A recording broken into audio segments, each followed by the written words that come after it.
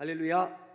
아멘. 오늘은 개인주의를 이겨낸 공동체라는 제목으로 함께 말씀을 나누고자 합니다. 오늘도 이 자리에 나온 우리 모든 청년들을 주님의 이름으로 축복합니다. 아멘. 우리 모든 성도님들도 주님의 이름으로 축복합니다. 오늘 우리가 함께 보고 있는 이 민수기 말씀, 우리가 큐티책을 통해서 계속해서 민수기 말씀을 보고 있죠.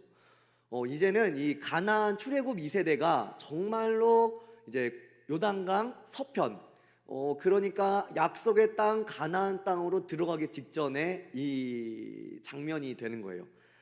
요단 동편에 있는 나라들을 이제 점령하고 가나안 땅으로 들어가기 전에인 장면입니다.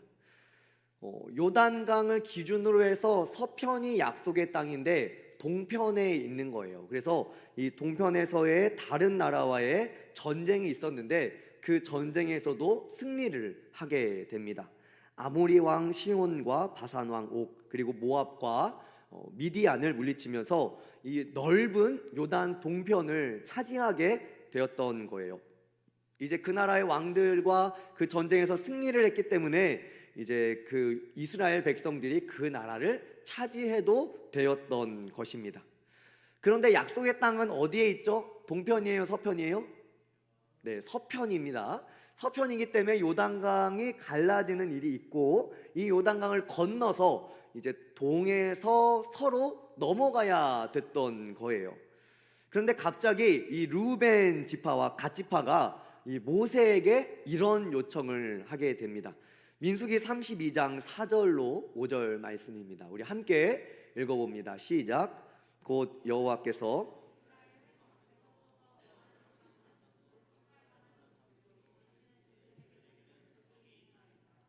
또 이르되 우리가 만일 당신의 은혜를 입었으면 이 땅을 당신의 종들에게 주시고 우리에게 요단강을 건너지 않게 하소서. 아멘. 5절 잠깐만 띄워주시면 좋겠습니다. 지금 동에서 서로 가야 된다고요, 말아야 된다고요? 약속의 땅은 동쪽이에요, 서쪽이에요? 서쪽이에요. 그래서 동에서 서로 넘어가야 돼요. 요단강을 넘어서. 그런데 요단 동편을 보니까 사실 너무 좋아 보이는 거예요. 그래서 르우벤 지파와 갓 지파가 이 요단 동편을 우리의 기업으로 주십시오 라고 했던 거예요. 그들이 차지하기에는 이 요단 동편이 너무 좋아 보이고, 사실 서편으로 넘어가서 이 모든 지파가 나눠 갖는 것보다 이 비어있는 동편 땅을 갖는 게 더 좋아 보였던 것이죠. 그런데 모세가 이것을 거부합니다. 민수기 32장 6절과 7절 말씀입니다. 우리 함께 읽어봅니다. 6절 7절 시작. 모세가 갓 자손과 루벤 자손에게 이르되 형제들은 싸우러 가거늘 너희는 여기 앉아 있고자 하느냐? 너희가 어찌하여 이스라엘 자손에게 낙심하게 하여서 여호와께서 그들에게 주신 땅으로 건너갈 수 없게 하려 하느냐? 아멘. 이 루벤 갓 지파가 요단 동편에 머물려고 하니까 모세가 안 된다고 얘기를 하는 거예요. 사실 이 루벤 지파와 갓 지파의 요청은 사실 굉장히 개인주의적인 모습을 보여주고 있는 거죠. 형제들은 이제 다른 모든 지파들, 이스라엘 백성 모두가 이제 서편을 건너서, 심지어 그때 당시에 이 요단강의 수위가 가장 높을 때였잖아요. 그렇죠? 여러분들 주일학교 말씀 기억나시죠? 그 수위가 넘을 때 홍해처럼 갈라진 길을 가는 게 아니라 넘실넘실 내는 강에 발을 담궈야 되는 그런 일과 이후에 요단 서편에서의 많은 전쟁이 있어요. 그런데 이 르우벤과 갓은 여기에 머물겠다. 그러니까 모세가 이렇게 말하는 겁니다. 너희 형제들은 목숨을 걸고 전쟁하려고 약속의 땅, 그 땅으로 가려고 하는데 너희들만 왜 여기 있으려고 하느냐라고 말을 하게 되는 거예요.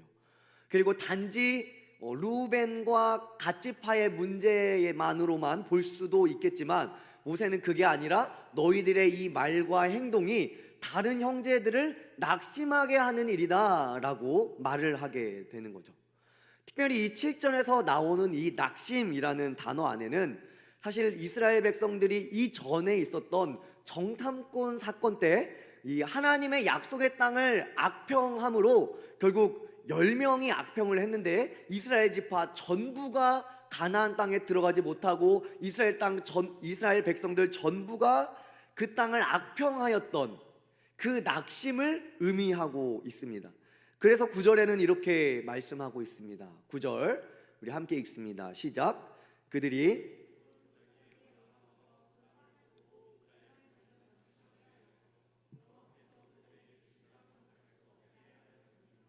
아멘. 이 9절이 이전에 있었던 이 정탐꾼 사건, 약 40년 전이죠. 40년 전에 있었던 이 일이 너희에게 이 10명의 정탐꾼의 이 악평으로 나머지 백성의 마음들이 다 낙심되었던 일을 너희가 잊었느냐?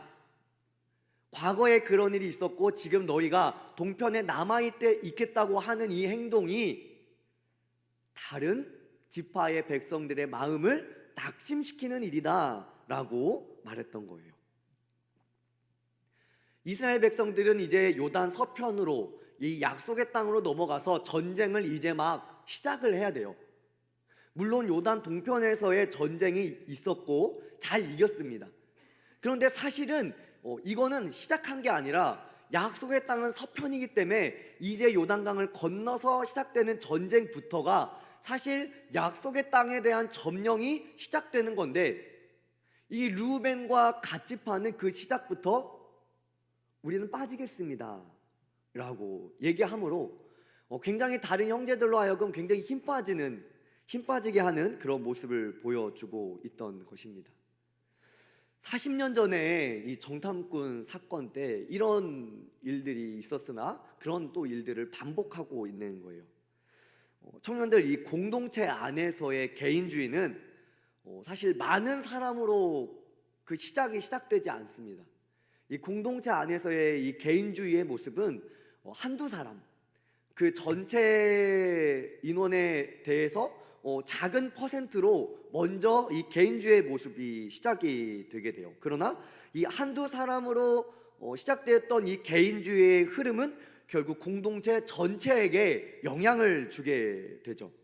그리고 마치 이스라엘 백성들이 악평하고 형제들을 낙심시켰던 이런 흐름들이 한두 명으로 시작되었던 이 개인주의가 점점 흘러가 결국 공동체 전체에게 영향을 주고, 그것이 퍼져가면서 결국에 하나님의 뜻과는 좀 다른 모양으로 진행되는 것을 말씀을 통하여 보게 되죠.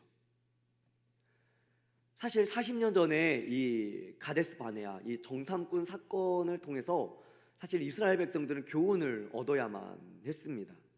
이 10명의 악평으로 인해서 이스라엘 전부가 결국에는 그 가나안 땅에 들어가지 못하고 40년 동안을 광야를 돌면서 결국 출애굽 1세대가 다 죽고, 그 세대는 다 죽고 결국 출애굽 2세대만, 여호수아와 갈렙을 제외한 출애굽 2세대만 그 가나안 땅에 들어갔다라는 이 결론을 사실은 잊으면 안 됐던 거죠. 르우벤과 갓 지파의 이 요청은 어떻게 보면 굉장히 현실적이어 보일 수 있어요. 왜냐하면 같은 땅을 12지파가 나눠 갖는 것보다 2지파를 뺀 10지파가 같은 땅을 나눠 갖는 게 훨씬 더 넓은 땅을 차지할 수 있었겠죠. 그런데 여기에는 간과되는 게 있어요. 하나님께서 약속하신 땅은 서편이에요, 동편이에요? 따라합니다. 서편. 하나님께서 약속하신 땅은 요단 동편이 아니라 서편이었던 거예요. 그러니까 이 르우벤과 갓 지파의 요청이 굉장히 현실적이고 굉장히 효율성 있는 그런 요청일 수 있지만, 그들의 이러한 요청은 하나님의 약속보다 현실적인 필요와 이 손에 주어진 부요를 유지하는 편을 선택을 했던 거죠. 무엇보다? 하나님의 약속보다. 이후에 다행히도 이 모세와 대화를 하면서 어느 정도 절충을 하게 됩니다. 그래서 어떻게 절충을 하게 되냐? 이 르우벤과 갓 지파는 이 요단 동편에 최소한의 서금을 짓고 거기에 가축과 아내와 아이들은 남겨둔 채로 전쟁에 나갈 만한 사람들은 요단 서편으로 가서 전쟁을 하고 이 전쟁에 동참을 하게 됩니다. 민수기 32장 26절 27절입니다. 우리 함께 읽어봅니다. 시작. 우리의 어린 아이들과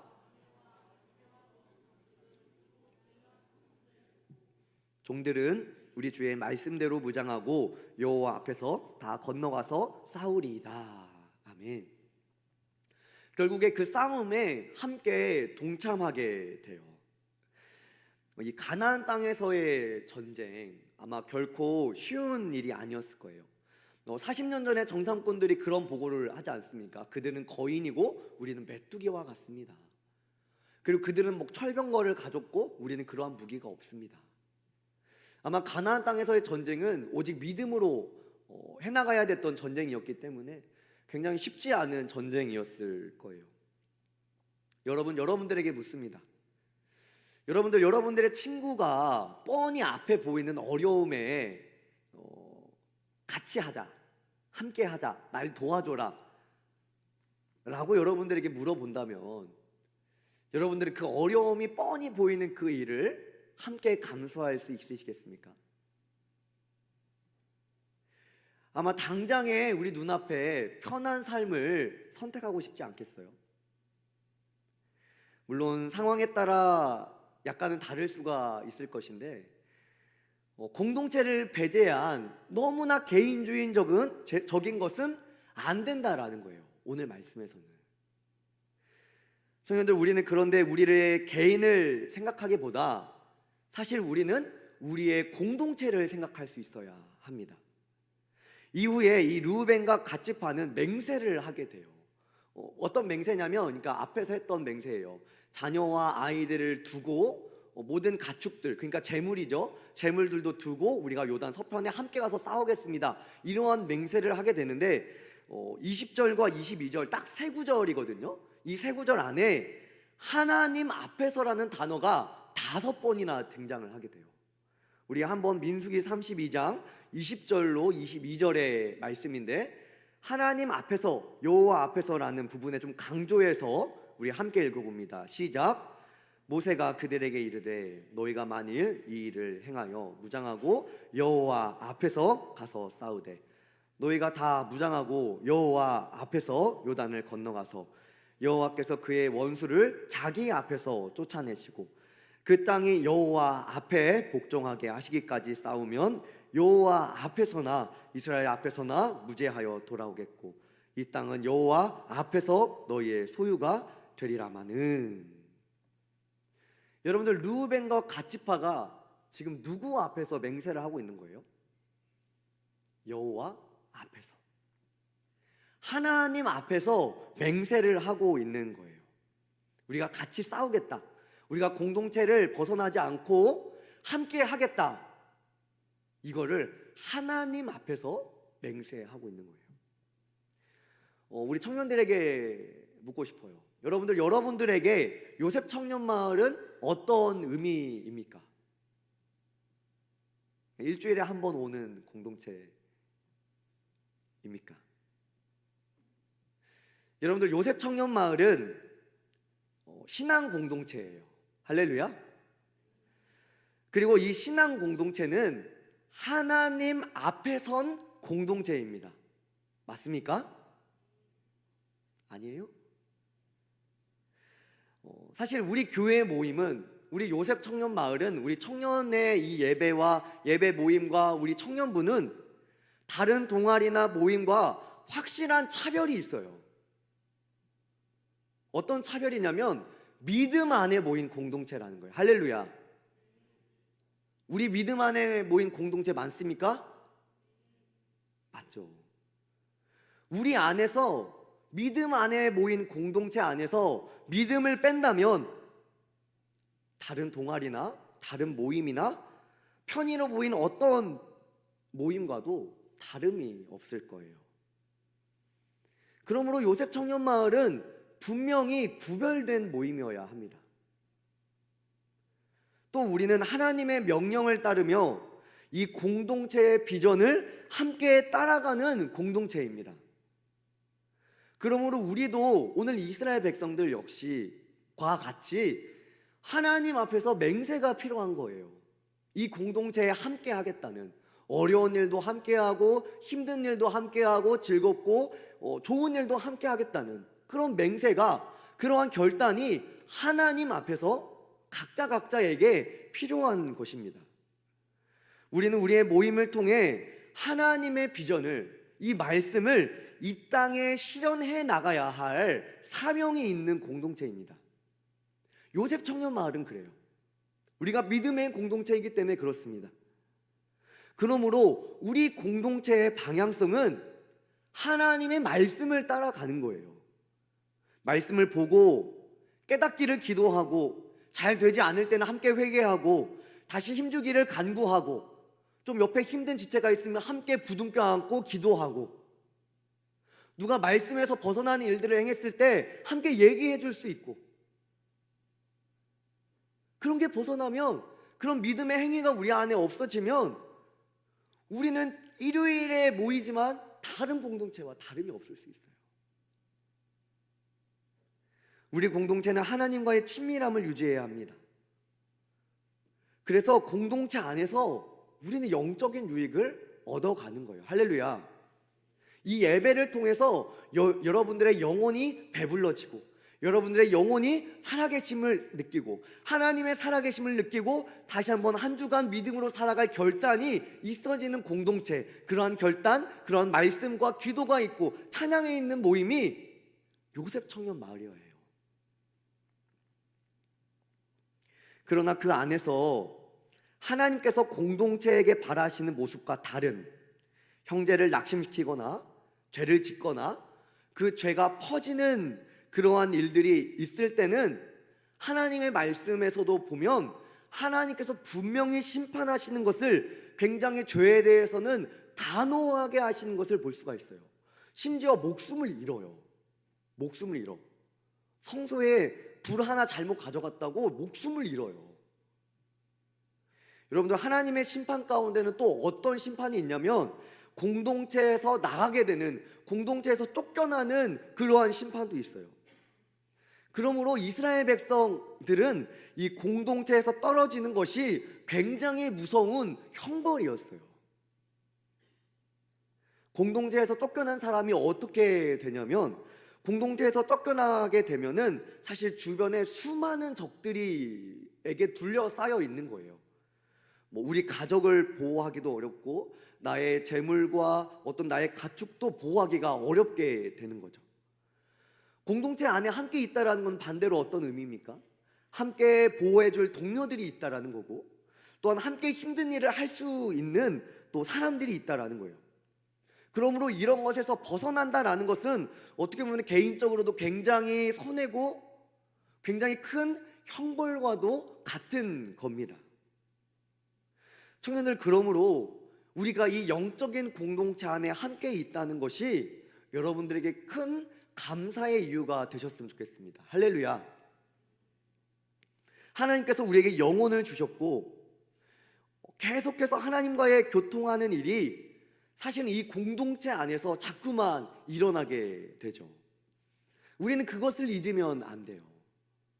각자에게 역할을 주셨고, 이 공동체를 함께 섬김으로 하나님과 더 친밀한 교제가 우리의 공동체, 그리고 한 사람 한 사람에게 일어나도록 하시는 거예요. 예를 들면 이런 거예요. 우리 헤븐과 드림이 찬양을 하죠. 이 찬양에 우리가 함께함으로 은혜를 누리게 되죠. 저는 말씀으로 여러분들을 섬기며 나아갑니다. 말씀에서 말하고 있는 것들을 최대한 저 나름의 끌어서 여러분들에게 잘 먹이려고 음식을 준비하듯이 준비하게 되죠. 이 모든 예배를 위해서 방송으로, 또한 안내로, 소그룹 인도로 다양하게 섬기면서, 우리는 또 섬김을 받으면서 여러분들은 이 자리에 앉아 있는 거예요. 우리는 이 예배 가운데 하나님의 은혜가 크게 임하시기 위하여 각자의 삶을 절제하고 은혜 주실 하나님께 기도하며 기대하며 또한 준비하면서 드려지는 예배가 바로 이 예배가 되는 거죠. 우리 공동체가 완벽하다, 우리 공동체만 특별하다, 이런 얘기가 아니죠. 결국에 우리 공동체가 하나님의 비전을 향해 함께 가고 있다. 할렐루야. 제가 말하고 싶은 건 이거예요. 우리가 함께 섬기며 서로를 섬기며 우리 공동체를 이루며 함께 가고 있다라는 거예요. 그러므로 청년들, 이 공동체에서 벗어나는 것이 우리에게는 큰 위험과 두려움으로 다가와야 돼요. 우리의 예배를 통하여 하나님께서 은혜를 주시고 각자의 섬김을 통하여 우리는 이 안에서 감사와 기쁨을 누릴 수 있기 때문이에요. 그리고 실제로도 이 영적인 공동체에서 벗어나게 되면 결국은 굉장한 영적인 침체에 빠지게 되고 정말로 하나님과의 긴밀한 교제가 일어나지 않는 그러한 상황에 있을 수 있기 때문입니다. 여러 공동체들이 있지만 저는 이 신앙 공동체에 대하여 말해주고 있는 거예요. 여러분들, 우리는 우리의 인생의 여정 가운데 이 영적인 침체에 대하여 두려움이 있어야 돼요. 마치 이런 거예요. 이제 욥이 이렇게 고백을 합니다. 욥기 23장 8절 9절 말씀인데요. 마치 이런 상황이에요. 우리 함께 읽어볼까요? 시작. 그런데